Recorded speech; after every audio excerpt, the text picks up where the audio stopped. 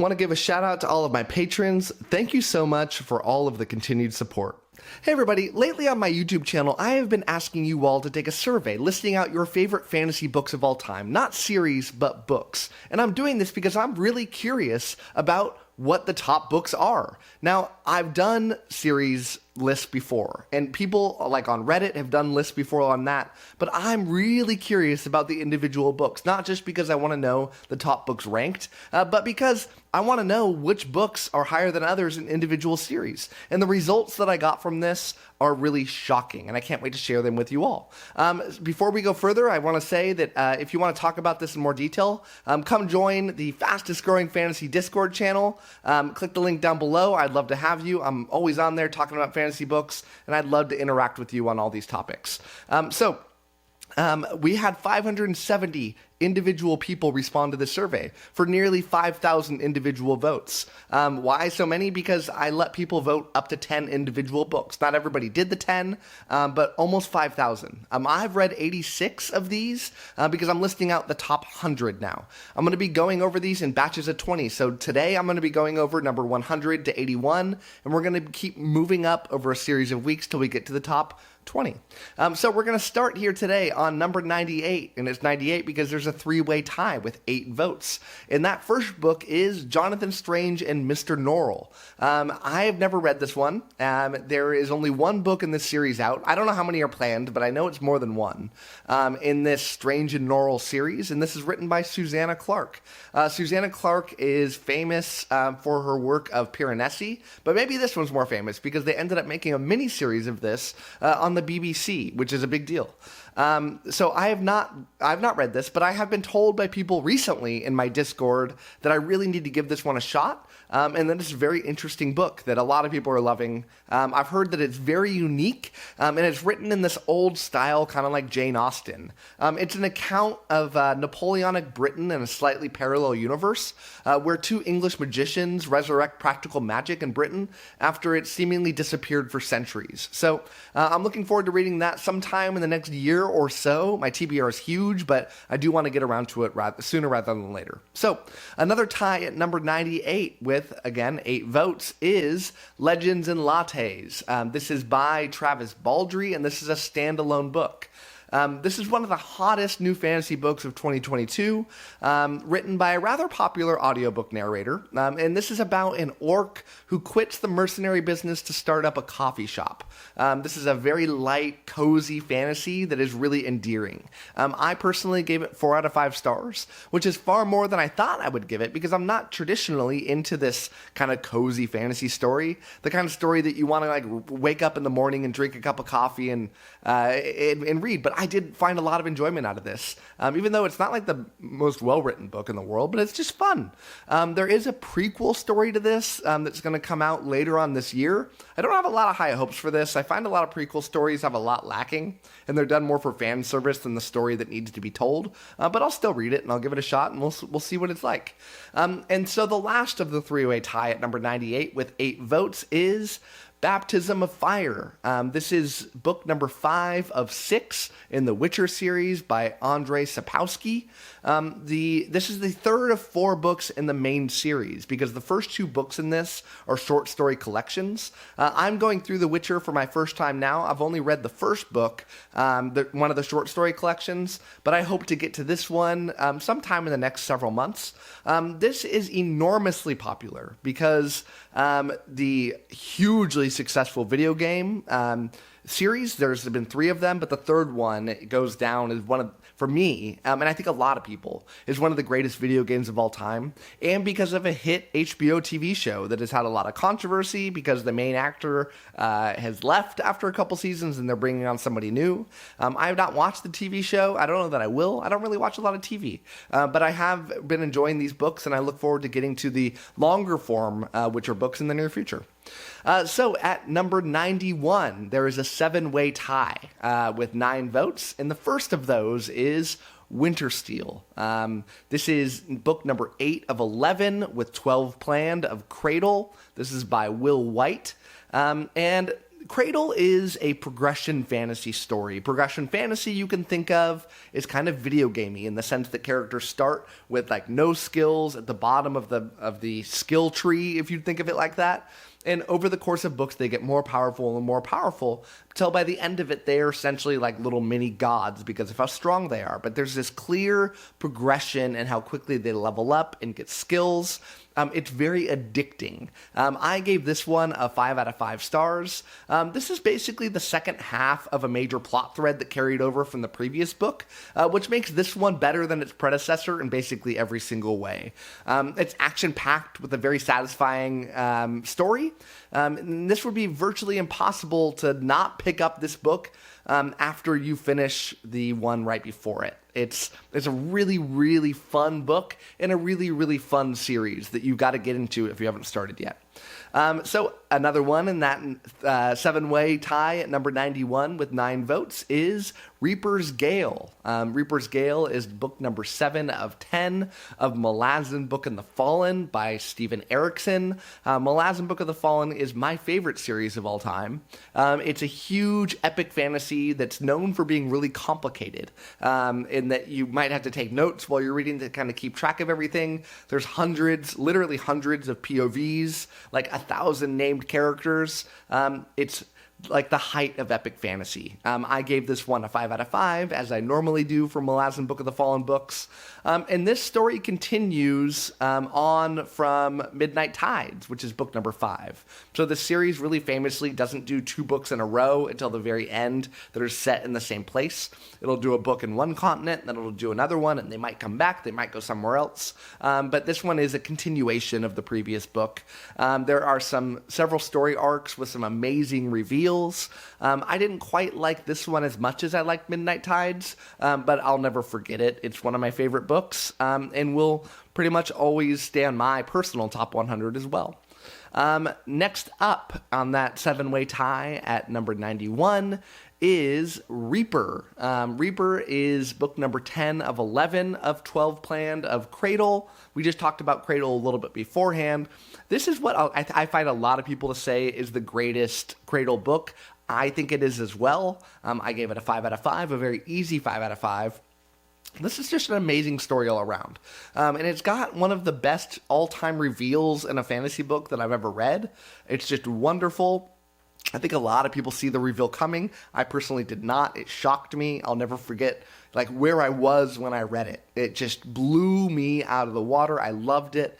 I love that this book is finally getting towards the end of the series at this point. The characters are not going through that training anymore. They are super powerful. They're taking on these gigantically powerful enemies.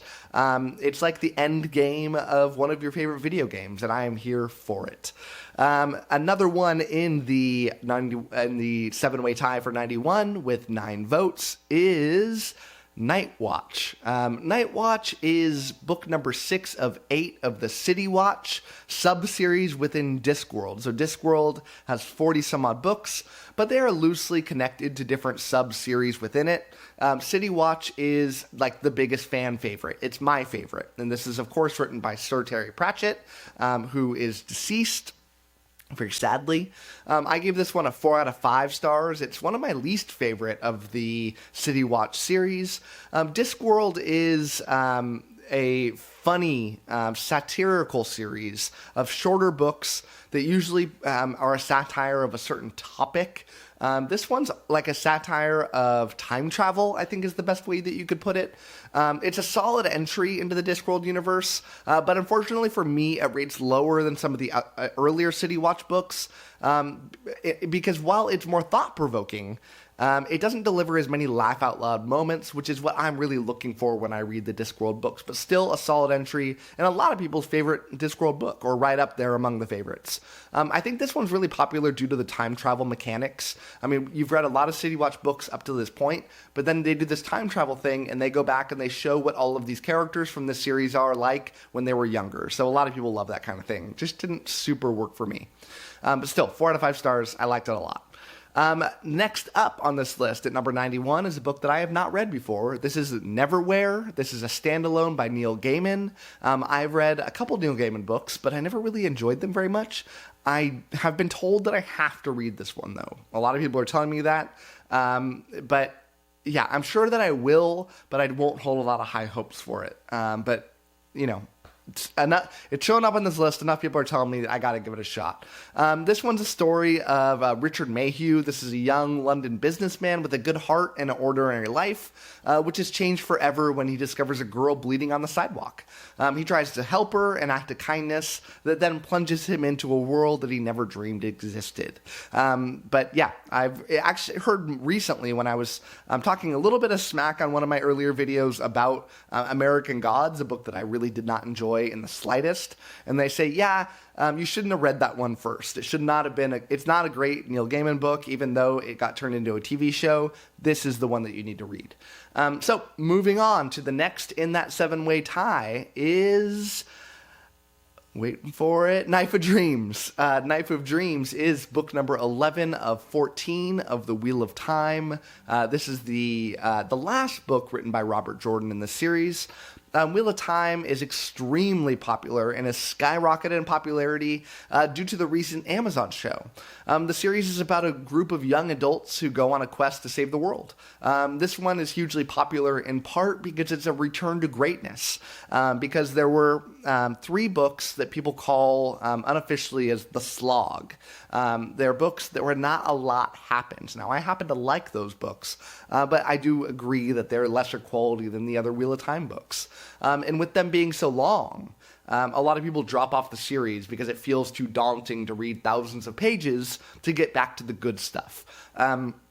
So yeah, this is popular because it's back to the forefront with a lot of fun stuff happening. I gave this a 5 out of 5, but it's also very popular due to it being the last one written by Robert Jordan. He very sadly died after writing this one. In the series, his final 3 books were written by Brandon Sanderson, which took him from mildly popular to insanely popular. So next up in that 7-way tie with 9 votes is Empire of Silence. This is book number 1 of 5 of the Sun Eater series. There are 7 planned. This is by Christopher Ruocchio. I read this one recently and gave it a 5 out of 5. And I said it's the best science fiction book that I've ever read. In truth, it's like sci fantasy is the term for it, where it's got a lot of science fiction elements, it's got a lot of fantasy elements. The Sun Eater is a series that follows anti-hero Hadrian Marlowe as he recounts the history of his really controversial life in a galaxy-spinning tale that combines the best of space opera and epic fantasy. This first book really just sets up the story and introduces all these characters, especially the first half of it. But on its own, it's a wonderful book by an insanely talented writer that, if this continues, is going to turn into one of my favorite all-time writers. He just did a very, very successful Kickstarter to get a really nice signature editions of this book. I happened to score a copy. I'm really happy about that. And I'm told that this first one is one of the weaker in the series, so I can't wait to keep on reading. I'll be reading the next one here in about a week or so. We're now to number 87, and there is a 4-way tie. This has 10 votes, and this is The Last Wish. This is book number 1 of 6 of The Witcher. This is, again, by 𝗂𝗂 𝐒𝐿𝐴𝐵𝐿𝐴, and this is the first of the short story collection. I just finished reading this recently, within this month. I rated it 4 out of 5 stars. It's a lot of fun little stories that twist old school stories in a really inventive way. Nothing really mind-blowing here, but a lot of fun stuff. I liked it a lot. I think I liked it more than a lot of other people that read this, because I think a lot of people are going in expecting something like the TV show or something like the video game, when this is its own thing. I liked it, didn't love it, but I am very interested in continue on with the series. So another in that 4-way tie at number 87 with 10 votes is The Mad Ship. The Mad Ship is book number 2 of 3 of the second trilogy called Live Ship Traders in the greater series of The Realm of the Elderlings by Robin Hobb. The Realm of the Elderlings is a 16-book series that's split up into 5 different trilogies. One's not a trilogy, though. One is a 4-book quartet, which equals 16. This is the second book in the second series, though. The first one follows what I like to think of as like the main series. This one is kind of an offshoot series. It's my favorite of the group. You can read these books in the second series on their own, although I don't suggest you do that, but you very much can and not lose a lot. This is a really fun seafaring adventure that's multi-POV. I gave this a super easy 5 out of 5. The first book had a lot of slow burn, but not this one. This one, everything, the stage is set. It's ready to break your heart, which Realm of the Elder Links is very famous for, making you really angry, but it does eventually make you happy, like all of them do. But you go through a lot of pain along the way. This is one of the few multi-POV stories that I can very much definitively say that I thought all of the characters were equally interesting, which is a very tough feat, but Robin Hobb is a master, and I love her dearly. So another in the 4-way tie is The Emperor's Soul. This is a standalone book by Brandon Sanderson set in the _𝐒𝐮𝐲 series. This is a _𝐒𝐮𝐲 series. In the _𝐒⁻ universe, there is this girl who's a thief. I think her name's Shy, and she's a practitioner of a magical forgery, and she's been arrested and sentenced to death. The Emperor's really corrupt advisors offer to free her if she agrees to forge a new soul for the Emperor, who's been left brain dead because of an assassination attempt. The magic system here is really inventive. It's interesting. I'm ultimately not a huge fan of short stories. I give this one a 3.5 out of 5 stars, but you'll hear a lot of people say that this is the best short story of all time, and you'll even hear some people say this is the best Brandon Sanderson work. So if you like short stories, you have to pick this one up. It's insanely popular. And the last of the 4-way tie at number 87 with 10 votes is Red Country. This is the third and final of the standalones in the First Law universe by Joe Abercrombie. The standalones are split up between 2 trilogies. So you have the main First Law trilogy, you have the Age of Madness, but then you have these 3 different standalones. They do have some connections between them, but they really can just be read on their own. But you really should read the first trilogy first, though, because there are some characters, especially in this one, that are going to make this one a lot more special. I gave this one a 4.5 out of 5. It's the only one in the series that I think that you should not listen to on audiobook because it ruins a major reveal because of the voice acting that's used. But other than that, this is the greatest voice acting that's ever been done in a fantasy audiobook series. So you got to check out the audiobooks for this. Red Country is kind of like a fantasy western. It's really fun, and Abercrombie is one of my top 3 favorite authors of all time. You got to check him out. Number 85, there is a 2-way tie with 11 votes, and this is Harry Potter and the Prisoner of Azkaban. This is book number 3 of 7 of the Harry Potter series by J.K. Rowling. I have not read this one, but I have watched the movie. It's about Harry's third year at Hogwarts, and along with his friends Ron and Hermione, Harry investigates the case of Sirius Black, an escaped prisoner from Azkaban, the wizard prison. So I don't know that I need to go in a lot of depth on this because I feel like everybody here has read this before. I will hopefully be reading it in the near future. I have been very slowly reading the first Harry Potter book to my daughter. She's just now starting to kind of get into it, so hopefully I get to this one soon. So number 85, this is the last of the 2-way tie. This got 11 votes, and this is The Eye of the World. This is book number 1 of 14 of The Wheel of Time by Robert Jordan, and this is where the grand epic story all started. This is kind of like a Lord of the Ringsy type story, but with not like all the different races. There are some, but it's really just mainly humans here. But it follows a very similar plot progression. Somebody that needs to go save the world, they go on a quest, and they're spending the entire time going from point A to point B. I gave this one a 4 out of 5 stars. In retrospect, that might have been a little bit friendly. I hadn't read a ton of fantasy books at the time, so I think I was friendlier with my scoring system. But it's a fun book, and again, where this wonderful series started out. So at number 81, we have a four-way tie with 12 votes, and the first is The Hunger of the Gods. This is book number 2 of the Bloodsworn trilogy. There are 3 planned, and I don't know when that third book is going to come out. This is by John Gwynne, one of my favorite all-time authors. This is a Norse-inspired epic fantasy. John Gwynne is very famous for writing The Faithful and the Fallen, which is I don't know that it's I think it's really popular, but I think it's kind of like cult popular of people that are, really follow fantasy stories. It's like one of the must reads. I love it. This one's darker than The Faithful and the Fallen, and I have this one ranked higher than I do the first of the Faithful and the Fallen stories. I loved it. I rank it an easy 5 out of 5 stars. Just really fun, awesome battles, and awesome characters. And also at number 81 on that four-way tie with 12 votes is The Rage of Dragons. This is book number 1 of 2 of the Burning series. There are 4 total planned, and this is by Evan Winter. This is the only book on this list that I can say is set in an African-inspired fantasy world.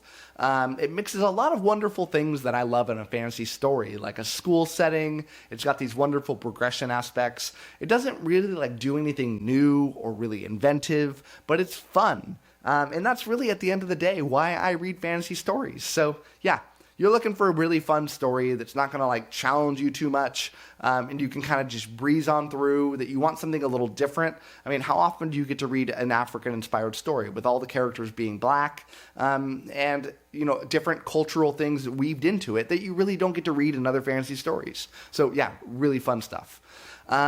The next up is, again, obviously, number 81 on that four-way tie, and this is The Fires of Heaven. I swear we're going to stop talking about Wheel of Time at some point. This is book number 5 of 14 of The Wheel of Time by Robert Jordan. This was my favorite Wheel of Time story up to that point in the series. I obviously gave it 5 out of 5 stars. And it didn't try to focus on every single character. And while at the time I was a little bit frustrated to be going and not being able to read about Perrin or Fail or Loyal. Is that how you get it? Loyal? I don't know. I never watched that part. I just read it. So who knows? But it's fun really getting to know the other characters in a lot more detail. And it's something that I really loved. It got to get that deep dive into these characters, which is awesome. And the last book on this list today, and the last of that four-way tie, 81 with 12 votes, is Promise of Blood. This is book number 1 of 3 of the Powder Mage. This is by Brian McClellan. And I'm so happy this is here because I think I've always found that this series is criminally underrated. This is a really fun flintlock fantasy story with a great magic system. If you think of flintlock fantasy, think of Napoleonic era. They have long rifles with magic weaved into them. It has amazing characters. The plot is a really fun setup here. I found that this is really similar to The Blade itself in the First Law universe in presentation of story and scope. The audiobook, the First Law, but not quite as good, is wonderful. I would highly suggest that you listen to this instead of read it if you're into doing audiobooks. A great story that sets up a great trilogy. So that's it here for today. If you want to chat about these, leave a comment down below or come into the Discord. I'd love to chat with you about it. And I will look forward to seeing you next week when we go into books number 80 to 61. So thank you so much for sticking with it here. And as always, happy reading to you. Thanks again to all my patrons, with a special shout out to my Ascendant tier and Librarian tier patrons: Anna G, Ben, Brian, CJ, Darren, Jonathan, My Book is Lit, Nathan T, Nev's Book Channel, Ron Reich, Russell, Ryan L, Anna, Andra, Ben, Blair, Brock, Evan, Fanixan, Jamie, Jeff Pixler, Maria, Michael Sugarman, Sky, and Zion.